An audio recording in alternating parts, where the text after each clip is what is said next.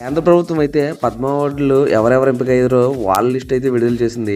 ఆ లిస్టులో ఎవరెవరు ఉన్నారో ఇప్పుడు ఒకసారి చూసేద్దాం. పద్మభూషణ్ అవార్డుకు ఎంపికైన వారి జాబితా చూస్తే మన తెలుగు సినీ పరిశ్రమకు చెందిన యువరత్న నరసింహం బాలకృష్ణ గారు అయితే పద్మభూషణ్ అవార్డుని అయితే ఈయన సొంతం చేసుకోవడం అయితే జరిగింది. కేంద్రం ఈయనకు పద్మభూషణ్ అవార్డుని అనౌన్స్ చేయడం కూడా జరిగింది.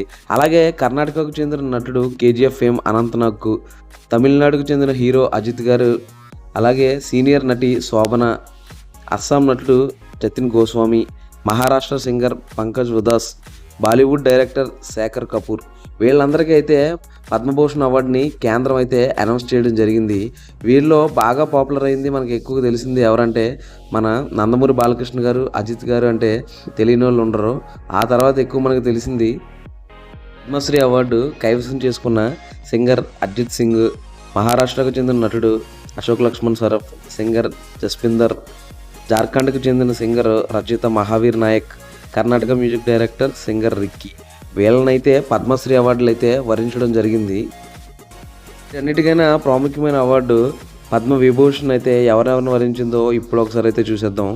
బీహార్కి చెందిన ప్రముఖ సింగర్ శారదా సిన్హాకు ఆయన మరణానంతరం అయితే పద్మ విభూషణ్ అవార్డుని కేంద్రం ప్రకటించడం జరిగింది.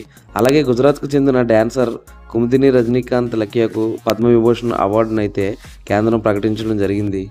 ఇదండి మన సినీ ఇండస్ట్రీ నుంచి ఎవరెవరు ఎంపిక అయ్యారో వారి జాబితాని సింపుల్గా అయితే చెప్పేయచ్చు. ఇందులో మనకి ఎక్కువగా తెలిసింది ఎవరంటే బాగా ఫేమస్ అయిన నందమూరి బాలకృష్ణ గారు, అలాగే కేజీఎఫ్ ఫేమ్, తర్వాత శోభన గారు, ఆమె నటి మరియు డాన్సర్ కూడా.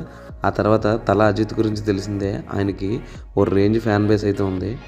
వీళ్ళైతే ఈ సంవత్సరం పద్మ అవార్డులను అయితే కైవసం చేసుకున్నారు. ఇక హడావిడి అయితే మామూలుగా లేదు. ఆల్రెడీ తెలుగులో నందమూరి బాలకృష్ణ గారికి పద్మభూషణ్ అవార్డు రావడం కోసం ఆయన అభిమానులతో పాటు టీడీపీ శ్రేణులు కూడా సెలబ్రేట్ చేసుకుంటూ ఉన్నారు. అలాగే తమిళనాడులో అజిత్ గారికి అవార్డు రావడం కూడా ఒక ప్రత్యేకమని తమిళనాడు ఫ్యాన్స్ ఎవరైతే ఉన్నారో వాళ్ళు కూడా ఓ రేంజ్లో సెలబ్రేట్ చేసుకుంటూ ఉన్నారు. సోషల్ మీడియా మొత్తం సాధారణ ప్రేక్షకులతో పాటు సెలబ్రిటీలు సైతం మొత్తం అందరినీ వీళ్ళకు విషెస్ చెప్పడం, కంగ్రాచులేట్ చేయడం కూడా జరుగుతూ ఉంది. అసలు పద్మ అవార్డ్స్ ఎలా పుట్టుకొచ్చాయంటే ఈ పద్మభూషణ్ కానీ, పద్మవిభూషణ్ కానీ, పద్మశ్రీ అవార్డ్స్ కానీ అవార్డ్స్ సింబల్లో చూస్తే మీకే అర్థమవుతూ ఉంటుంది.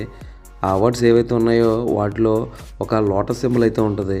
ఆ లోటస్ అయితే ఎంత ప్యూర్గా ఉంటుందో అంతే ప్యూర్గా ఉన్న వ్యక్తులకు ఏదైనా రంగంలో సాధిస్తే ఈ అవార్డుతో వారిని సత్కరించడం అప్పటి నుంచి వస్తున్న ఆనవాయితీగా మనకైతే చెప్తూ ఉన్నారు. అంత ప్యూర్ సోల్స్ ఉంటేనే ఈ అవార్డు. మనకు తెలిసిన సినిమా రంగం నుంచి వీరందరికీ అవార్డులు రావడం చాలా ఆనందదాయకం. అలాగే ఇంకా అవార్డులు అర్హత ఉన్న వాళ్ళు చాలామంది ఉన్నారు, వారికి కూడా వస్తాయని చెప్పేసి వెయిట్ చేసి చూద్దాం. ఇలాంటి ఇంట్రెస్టింగ్ మూవీ అప్డేట్స్ కోసం, సినిమా రివ్యూస్ కోసం సబ్స్క్రైబ్. Thank you.